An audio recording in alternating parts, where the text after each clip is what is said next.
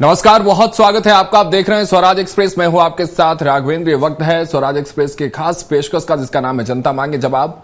अनुशासन, समर्पण और साहस की प्रतीक मध्य प्रदेश पुलिस आज प्रदेश की आंतरिक सुरक्षा की मजबूत नींव बन चुकी है। जनता की सुरक्षा के लिए अपने व्यक्तिगत और पारिवारिक जीवन का त्याग कर दिन रात कर्तव्य में जुटी पुलिस ने हर चुनौती का डटकर सामना किया है। ये बातें पुलिस की तारीफ करते हुए प्रदेश के मुख्यमंत्री डॉक्टर मोहन यादव ने आईपीएस मीट में कही। उन्होंने जिस विश्वास और गर्व के साथ पुलिस की भूमिका की सराहना की, उससे यह स्पष्ट होता है कि सामान्य अपराधों से लेकर नक्सलवाद जैसे गंभीर समस्याओं तक मध्य प्रदेश पुलिस ने अपनी कार्यकुशलता और प्रतिबद्धता से प्रदेश में कानून व्यवस्था को मजबूत किया है। सीएम ने पुलिस को दूसरे विभागों से स्पेशल बताते हुए उसकी चुनौतियों पर भी बात की है। आज इन्हीं विषय पर चर्चा करेंगे, लेकिन ये रिपोर्ट देख लीजिए।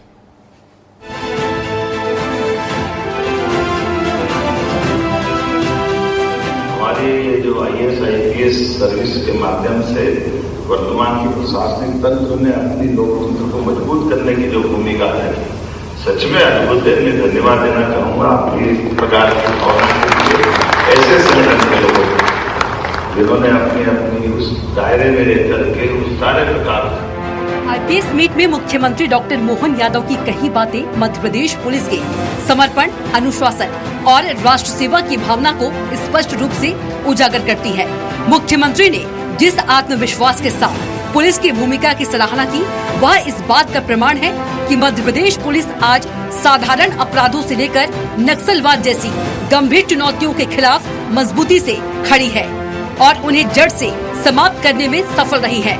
मुख्यमंत्री ने कहा कि पुलिसकर्मी अपने परिवार और व्यक्तिगत जीवन की परवाह किए बिना जनता की सुरक्षा और सेवा में निरंतर लगे रहते हैं।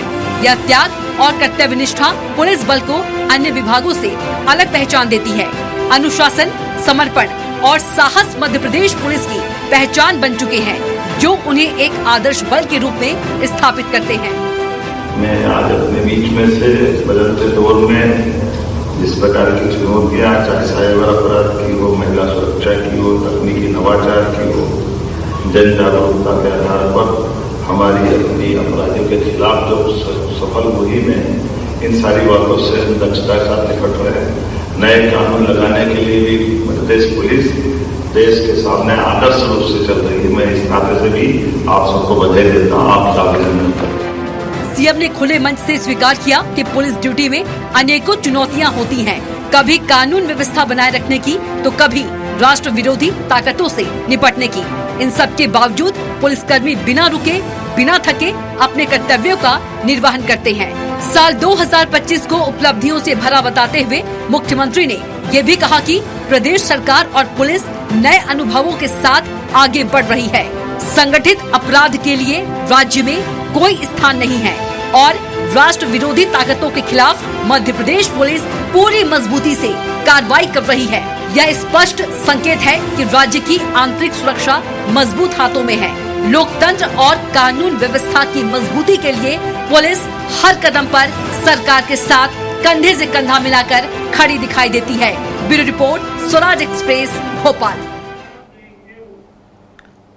तो पुलिस संघ सरकार अपराधियों परिवार, इस पर ज्यादा चर्चा के लिए हमारे साथ मौजूद हैं ब्रिज गोपाल लोया जी, बीजेपी प्रवक्ता है, डॉक्टर शिल्पी अग्रवाल जी, कांग्रेस प्रवक्ता के तौर पर हमारे साथ जुड़े, और थोड़ी देर में रवि अत्रोलिया जी, रिटायर्ड डीएसपी, हमारे साथ जुड़ेंगे। आप तीनों का बहुत बहुत स्वागत करता हूं स्वराज एक्सप्रेस पर।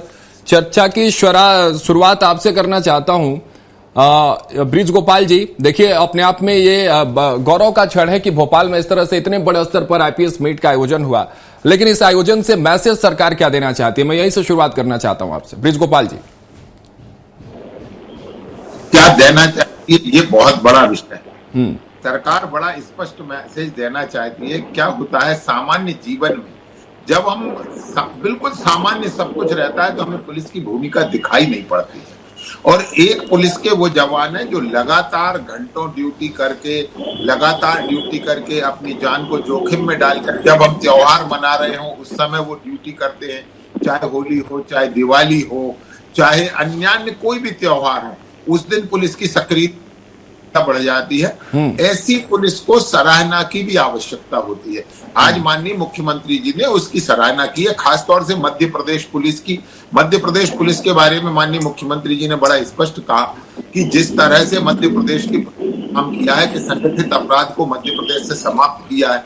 जो अंतिम छोटा सा हिस्सा हमारा रह गया था नक्सलवाद से ग्रसित, उसको भी शून्य करने में पुलिस ने अपनी एक भूमिका निभाई है। उन्होंने अपनी जान की परवाह नहीं की, दुर्गम स्थानों पर अपनी पोस्टिंग की परवाह नहीं की। और ऐसी स्थिति में अगर पुलिस काम करती है तो निश्चित पुलिस की मीटिंग में माननीय मुख्यमंत्री जी ने उनकी जो सराहना की है, उस सराहना के साथ साथ मुख्यमंत्री जी ने उन्हें ताकीद भी दी है। ये भी उनसे कहा है कि पुलिस की जिम्मेवारी है कि वो लोगों की आकांक्षाओं पर खरा उतरे, और ये भी पुलिस की जिम्मेवारी है कि अपराध घटित होने के पहले भी पुलिस ये प्रयत्न करे कि अगर इस तरह के अपराधियों को हम कटघरे तक लाते हैं, हम उन्हें हिरासत में ले लेते हैं, जिससे अपराधों में भी गुणात्मक कमी आए, इसके लिए भी पुलिस को तैयार होना पड़ेगा।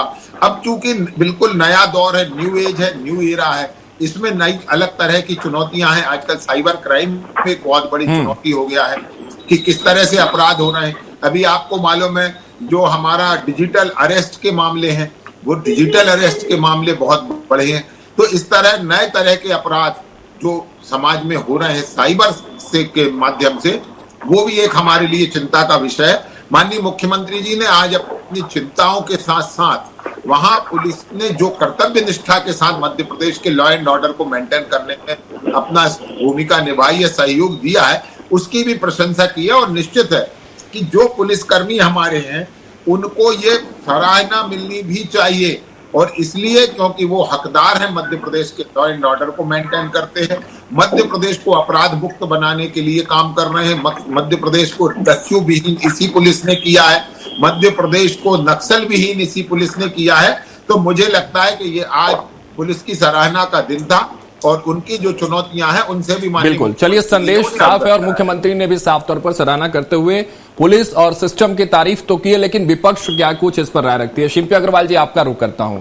अब गौरव का क्षण है, बड़े स्तर पर आईपीएस मीट का आयोजन हुआ, लेकिन विपक्ष में रहते हुए आप लोग समीक्षाएं करती हैं, हर जो भी सरकार की तरफ से योजनाएं चलती हैं, जो भी कार्यक्रम होते हैं, इस आयोजन को किस तरह से देख रही है विपक्ष, और क्या कुछ आपके कमेंट से स्टैंड क्या है कांग्रेस को लेकर? अगर खास तौर से बात कर लें आईपीएस मीट को लेकर, कांग्रेस के भीतर क्या कुछ बातें चल रही हैं, किस तरह से कांग्रेस इसकी समीक्षा कर रही है?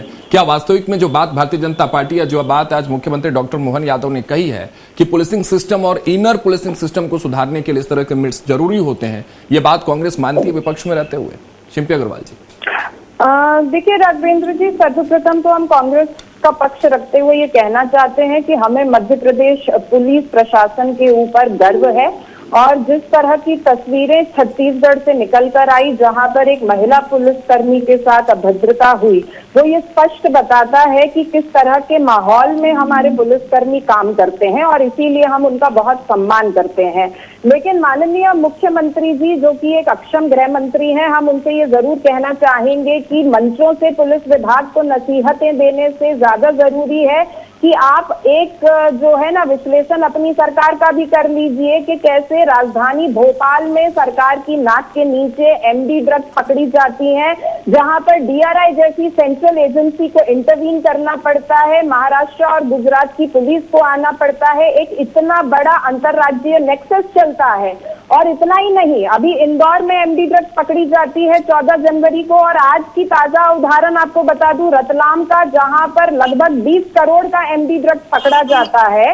तो इसके लिए बहुत आवश्यक है कि मुख्यमंत्री जी अपनी सरकार की भी तो समीक्षा करें। क्या बिना किसी राजनीतिक संरक्षण के ये सब हो सकता है? और आप पुलिस विभाग से कहते हैं कि अपराधियों को आप स्वयं दबोच लीजिए, तो माननीय गृह मंत्री जी, अपराधियों को दबोचने के लिए पर्याप्त पुलिस बल की भी तो आवश्यकता होती है। लगभग 22 हजार के ऊपर जो पद हैं आरक्षकों के, एसआई के खाली पड़े हुए हैं। एक एसआई के सिर पर 3-3, 4-4 खाने चल रहे हैं। पुलिस आरक्षक जो है वो संख्या में आधे हैं। हम तो कहते हैं धन्य हो सनातन धर्म की कि हमारे यहाँ पे कुंभ के मेले जैसा आयोजन होता है, और 2028 में सिंहस्थ होना है मध्य प्रदेश में, जिसके चलते 8 साल बाद मध्य प्रदेश की सरकार जागी है और आपने पुलिस विभाग में भर्तियों की प्रक्रिया शुरू करी है। और इसमें भी आप देखिए कि अभी आप मात्र 8,000 भर्तियों की अधिसूचना लेकर आते हैं और पुलिस प्रशासन आपको एक स्पष्ट संदेश दे देता है कि 2025 तक जो भर्तियां कर्मचारी चयन मंडल के माध्यम से हो रही थी, 2026 में वो भर्तियां पुलिस रिक्रूटमेंट बोर्ड के माध्यम से होगी। यानी प्रशासन आपको स्पष्ट कह रहा है कि साहब भर्तियों में फेवरेटिज्म नहीं चल पाएगा, आप लोग अपने लोगों को वहां पर फिट नहीं कर पाएंगे, हम अपने लोगों का चयन स्वयं करेंगे। और अगर क्राइम की बात कर लूं तो उसके अपने डेटाज हैं, अगर आप देखेंगे अनुसूचित शिल्पी जी ठीक है, मैं इंतजार कर रहा था, आपकी वो तमाम बातें आ गई हैं, सवाल भी आ गए, उसका बृजगोपाल जी जवाब देंगे, लेकिन मेरा सवाल वही था, फिर से मैं आपसे पूछ रहा हूं, इस तरह के आईपीएस मेट जिस ऑब्जेक्टिव के साथ किए जा रहे हैं, जिस उद्देश्य के साथ किए जा रहे हैं, तो जो आप गिनवा रही हैं शायद उन्हीं तस्वीरों को बदलने के लिए एक पहल है, इस पर कांग्रेस क्या सोचती है, मैं ये समझना चाह रहा हूं। राघवेंद्र जी, नवाचार तो माननीय मुख्यमंत्री जी हर दिन करते रहते हैं, लेकिन वो अपनी सरकार की समीक्षा कब करेंगे? हम पुलिस प्रशासन के ऊपर टीका टिप्पणी नहीं कर रहे हैं, हम तो आपके सामने सत्यता रख रहे हैं कि इसके ऊपर सरकार समीक्षा क्यों नहीं करती है। अगर उन्हें लगता है कि प्रशासन पर्याप्त है, प्रशासन सजग है, तो कहाँ कमी रह जाती है कि हमारे यहाँ पर जो कानून व्यवस्था है वो मोहन यादव जी के नेतृत्व में ठप हो चुकी है। इसका जवाब तो सरकार को देना पड़ेगा ना राजेंद्र जी। छोटा सा जवाब बृजगोपाल जी से ले लेते हैं आपके सवालों का, फिर ठीक है बृजगोपाल जी आप छोटा सा एक जवाब दीजिए, फिर रवि अत्रोलिया जी हमारे साथ रिटायर्ड डीएसपी जुड़े हैं, उनसे समझेंगे आईपीएस मीट को लेकर वो सारी चीजें। अब बृजगोपाल जी छोटा सा जवाब जल्दी से। देखिए राघवेंद्र जी, हर चीज का एक समय होता है। आज मध्य प्रदेश की पुलिस की सराहना करने का दिन है। और एक बात मैं और कह दूं, यदि पूर्णता पुलिस या मध्य प्रदेश की सरकार या माननीय मुख्यमंत्री जी कर रहे होते कि सभी कुछ सर्वश्रेष्ठ स्तर पर है, तो मीट की आवश्यकता नहीं थी। मीट हो ही क्यों रही है कि किस तरह हम दक्ष हैं मगर और दक्षता हासिल करेंगे, किस तरह नए किस्म के अपराध हैं उनको रोकने के लिए काम करेंगे। और शिल्पी जी तो स्वयं अपने उसमें बता रही हैं बार बार कि वहां एमडी ड्रग्स पकड़ी गई, वहां एमडी ड्रग्स पकड़ी गई। प्रशासन और पुलिस दोनों के कारण ही ये धरपकड़ हो पाती है, इनमें किसी का संरक्षण नहीं होता है। तीसरी एक और जो सबसे महत्वपूर्ण बात है कि देखिए पुलिस में भर्तियां पुलिस के स्तर पर होती हैं, इसमें कुछ नया नहीं है। अधिकारियों की भर्ती का अलग बोर्ड है कि आईपीएस की नियुक्तियां होंगी तो यूपीएससी बोर्ड करेगा, यदि उसमें टीआई के रैंक की भर्तियां होंगी तो अलग बोर्ड करेगा, और सिपाही की होंगी तो अलग करेगा। मुझे समझ नहीं आता है कि ये इस तरह से बातों को घुमाकर क्या कहने की कोशिश है, मगर मैं आज मध्य प्रदेश की पुलिस को बहुत सराहना करता हूं। जो ठीक है शिल्पी जी लौटेंगे बृजगोपाल जी हमारे साथ रवि अत्रोलिया जुड़े हैं, वो जो सवाल जो शिल्पी जी आप उठा रहे हैं उसका शायद और बेहतर तरीके से जवाब शायद रवि जी भी हमें समझाए, क्योंकि इनका अपना एक अनुभव रहा है। रवि जी देखिए आप ऐसे सम्मेलन अपने करियर में बहुत सारे देखे होंगे, मैं आपसे समझना चाहता हूं कि इस तरह से जब मीट होते हैं, जब सम्मेलन होते हैं आईपीएस और प्रशासनिक अधिकारियों के, इनका ठोस असर कितना रहता है? अगर जमीनी हकीकत की बात कर लें या अगर बात कर लें कि पुलिसिंग पर इसका असर कितना देखने को मिलता है, क्या प्रभाव रहता है? क्या सच में कानून व्यवस्था सुधार के लिए ऐसे मीट्स आवश्यक होते हैं? देखिए ऐसे मीट जो हैं निश्चित ही कुछ नवाचार के लिए भी आते हैं, हम अपनी कार्य दक्षता कैसे सुधारें इसके लिए भी चर्चा होती है। साथ ही सरकार से हमें क्या अपेक्षाएं हैं, क्या सुविधाएं चाहिए, कितना बल चाहिए, क्या संसाधन चाहिए, ये सारी बातें इस मीट में डिस्कस होती हैं। अब इसके बाद मैं ये कहना चाहता हूं कि कल तो मैं दोनों साथियों को धन्यवाद देना चाहता हूं कि उन्होंने पुलिस विभाग की प्रशंसा की है, सराहना की है। इसमें कोई शक नहीं कि हम अपने पर्सनल पारिवारिक सुखों को छोड़कर दूसरों के लोग सुख से जिए, शांति से जीवन जिए, रात में सोएं, इसके लिए हम अपनी रात खोटी करते हैं। और कोरोना काल में हम अपनी कार्य क्षमता सिद्ध कर भी चुके हैं। मगर यहां पर फिर मैं एक बात कहना चाहता हूं कि हमारी कार्य कुशलता और अच्छी बढ़ सकती है। मैं मौजूदा सरकार जो है सत्ता में, मोहन यादव से भी अपेक्षा करता हूं कि यदि पुलिस की कार्रवाइयों पर, जब हम गुंडे बदमाशों पर, अपराधी पर कोई कार्रवाई करते हैं, तब अधिकतम ये देखने में है कि सत्ता पक्ष के ही स्थानीय नेता या छोटे भैया नेता दबाव बनाते हैं, फोन करते हैं, जिसके लिए अब मौजूदा सरकार में नौकरी कर रहे तो हमें उसको थोड़ा सा कहीं कंसिडर करना पड़ता है, इससे हमारी कार्य क्षमता कम होती है। दूसरी बात जो बहन जी ने कहा, हमारी शिल्पा जी ने, कि फोर्स, ये बहुत सही मुद्दा उठाया है। हर जगह सुविधाएं बढ़ाई जा रही है, सब किया जा रहा है, लेकिन पुलिस फोर्स में बल क्यों नहीं बढ़ाया जा रहा? थानेदारों की भर्ती 10 साल से रुकी हुई थी, अभी पता नहीं किस से पहुंची है, सोचने वाली बात है। दूसरी बात, आप आईपीएस बढ़ा रहे हैं, डीएसपी बढ़ा रहे हैं, ये सब सुपरविजन ऑफिसर कहलाते हैं। जमीन पर काम करता है आरक्षक, head constable, assistant sub inspector, इनकी भर्तियां, कांस्टेबल की भर्ती अगर हो और प्रॉपर समय पर हेड कांस्टेबल का प्रमोशन हो, एएसआई बने, अगर इस बल को बढ़ाते हैं तो फिर ये दावा है मेरा कि कोई आंखों का सुरमा भी चुरा के ले जाए, लेकिन संसाधन भी नहीं है, अपेक्षाएं हमसे ज्यादा की जाती हैं। दूसरी बात एक और जोड़ना चाहता हूं, इस मीट में अगर कोई बात हुई होगी तो अच्छा होगा कि जिला पुलिस बल को हमें लाइन ऑर्डर भी करना है और इन्वेस्टिगेशन भी करना है। बिल्कुल। और इस तरह से हमारी क्षमता प्रभुत्व, क्योंकि डिविजन में मैं कर रहा हूं, अचानक मैसेज वो फला इंतजाम है, वीआईपी इंतजाम में आइए, तो मुझे उस डिविजन को छोड़ के वहां पे लग जाना पड़ता है। ये पूरा कंसंट्रेट वहां करता हूं जो हम डिविजन में अगर व्यस्त रहना चाहिए। हालांकि बॉम्बे तरफ, महाराष्ट्र तरफ ये सिस्टम है कि थाने का इन्वेस्टिगेशन विंग जो लाइन ऑर्डर मेंटेन करने वालों में एक अलग है और वीआईपी ड्यूटी के लिए, इन चीजों के लिए अलग बल है। तो इससे क्या डिविजन अधिकारी बिल्कुल पूर्ण रूप से काम कर सके और सरकार पुलिस बल से जो और अपेक्षा करती है उसमें हम अपना 100% दे पाएंगे। चलिए ठीक है, शिल्पी अग्रवाल जी आपका रुख कर लेते हैं। जो कुछ आप कह रही थी कहिएगा, और जो सवाल है वो बाकी एक सवाल एड ऑन मैंने कर लिया जिसका समर्थन रवि जी ने भी किया भर्ती को लेकर। ब्रिज गोपाल जी से इसका जवाब लेंगे, लेकिन आपसे समझना चाह रहे थे आप क्या कुछ उस वक्त कह रही थी जब ब्रिज गोपाल जी आपको काउंटर कर रहे थे।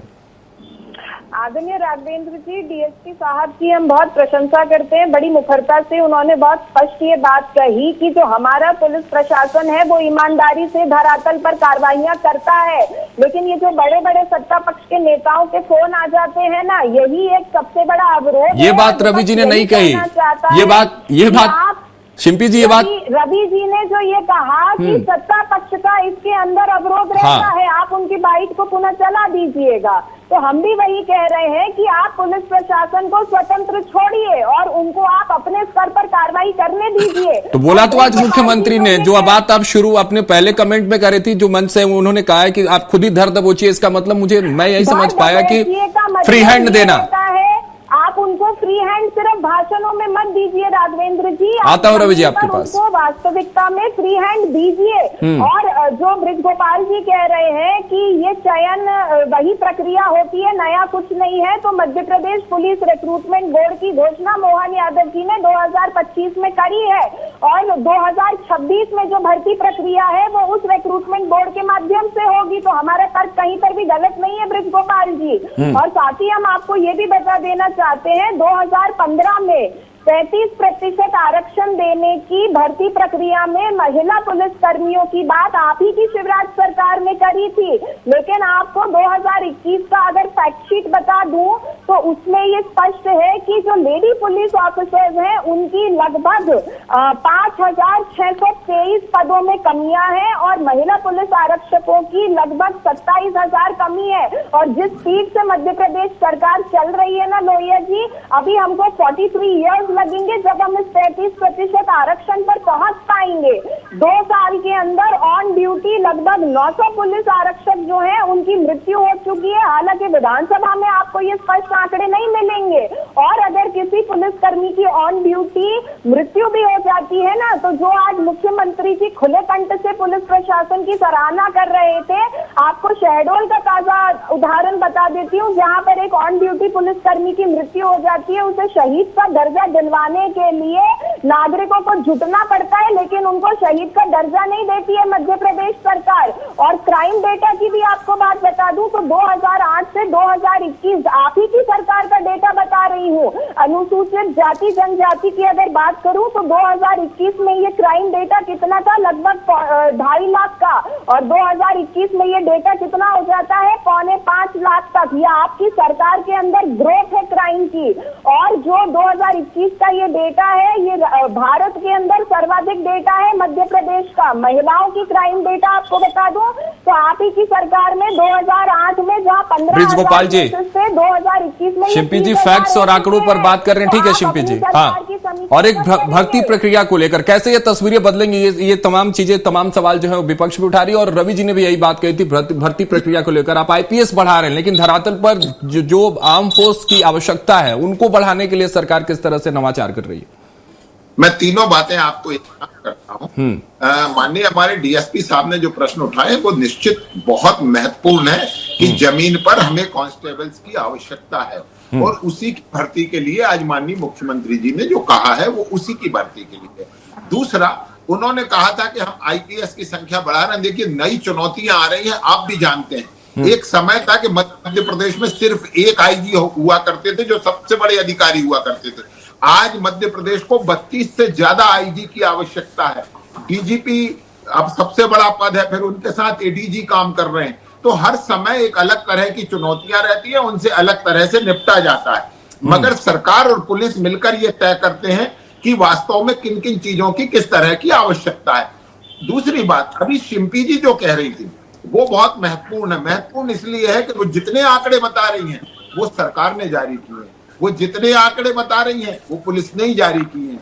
ये जो आंकड़े आप बता रहे हैं, इनमें जो आप जलेबी बनाने की कोशिश कर रहे हैं, प्रश्न यहीं से उठता है कि जब हम कुछ छुपाना ही नहीं चाहते। एक समय था, आप याद करिएगा, कि सारे मध्य प्रदेश में इस तरह का वातावरण था कि कहीं शिकायतें दर्ज नहीं होती थी, मगर वो आज शिकायतें दर्ज होती हैं, संख्या बढ़ती है, बार बार अनुसूचित जाति के नाम पर चर्चा होती है। हाँ, हम मध्य प्रदेश वो राज्य है जिसमें सर्वाधिक अनुसूचित जाति की जनसंख्या है, तो इसलिए वो संख्या हमारी दिखाई पड़ती है। कल आप कहेंगे कि ये संख्या दिल्ली में नहीं है, अब वो वर्ग ही वहां का बहुत कम है, नगण्य के बराबर है, तो आप कहेंगे कि वहां ये अपराधों की संख्या कम है। मैं फिर से आपसे विनम्रता से आग्रह करता हूं कि मध्य प्रदेश की सरकार मध्य प्रदेश की सुरक्षा के प्रति जिस तरह से संवेदनशील है, पुलिस उस मंशा के अनुरूप काम कर रही है। हाँ, पुलिस की अपनी समस्याएं हैं, अपनी मांगे हैं, उनकी अपनी आवश्यकता है। पुलिस का आधुनिकीकरण भी हुआ है। ये हमारे साथ जो माननीय डीएसपी साहब हैं, वो डीआईजी साहब हैं, वो समझेंगे कि पुलिस का आधुनिकीकरण बहुत पुरानी मांग थी। पुलिस के आवास की एक बहुत ठीक है ब्रिज गोपाल जी, समय हमारे पास जरा कम है, और जो बार बार ये कहा जा रहा है, बात आपकी आ गई है। शिल्पी अग्रवाल जी से एक छोटा सा जवाब, मैं 30 सेकंड शिल्पी अग्रवाल जी आपको देता हूँ, फिर रवि त्रोले जी आपके पास आता हूँ। एक छोटी सी बात, ब्रिज गोपाल जी, एक छोटी सी तथ्य आपके सामने रख देती हूँ। आपने कहा कि ये मध्य प्रदेश सरकार आंकड़े जारी कर रही है, तो ये सत्य नहीं है। इंदौर के भागीरथपुरा में जब कम से कम 15 लोगों की मृत्यु हो जाती है, तो आप स्टेटस रिपोर्ट में मात्र 4 का आंकड़ा दिखाते हैं, और अभी जब 24 लोगों की मृत्यु हो जाती है तो चीफ सेक्रेटरी शिल्पी अग्रवाल जी को बोलने दीजिए, आप अपने वक्त में बोलिए। ब्रिज गोपाल जी, आप सही स्टेटस रिपोर्ट फाइल नहीं करते हैं। जब 15 मृत्यु होती है तो 4 का आंकड़ा दिखाते हैं, जब 24 मृत्यु होती है तो सीएम कहते हैं कि 15 मृत्यु हुई है।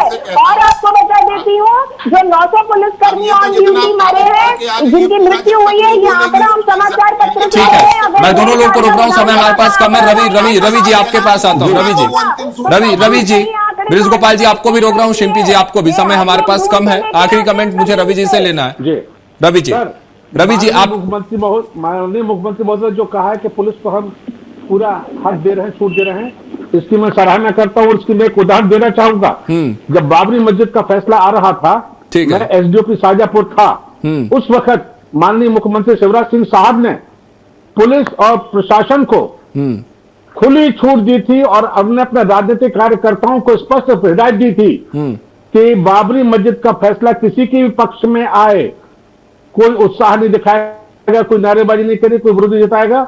और जब उन्होंने कमिश्नर को और कलेक्टर को और एसपी को सबको ये कहा कि आप अपने हिसाब से मेंटेन करिए पीस को, मैं दावे से कह दूं कि जब माननीय मुख्यमंत्री महोदय ने जब ये छूट दी थी, आप रिकॉर्ड उठा के देख लें, मध्य प्रदेश में इतनी सी भी घटना नहीं हुई, कारण कि उस पर कोई राजनीतिक प्रेशर किसी ने क्रिएट नहीं किया था। मैं यही सवाल आपसे पूछने वाला था और इसी पर चर्चा भी कर रवि जी। मैं सवाल ले लेता हूं, समय हमारे पास कम है। महत्वपूर्ण टिप्पणी आपकी होगी, महत्वपूर्ण टिप्पणी इसलिए क्योंकि आज हम उसी पर चर्चा कर रहे हैं। आज हमारे चर्चा का विषय था पुलिस संग सरकार अपराधियों पर वार। तो मैं यही आपसे समझने वाला था कि सरकार किस तरह से इंटरफेयर करती है पुलिसिंग व्यवस्था के साथ, और उस समय आपके माइंडसेट किस तरह से होता है, तो काम करने की दक्षता कैसे बढ़ती है, वही समझने वाला था मैं आपसे।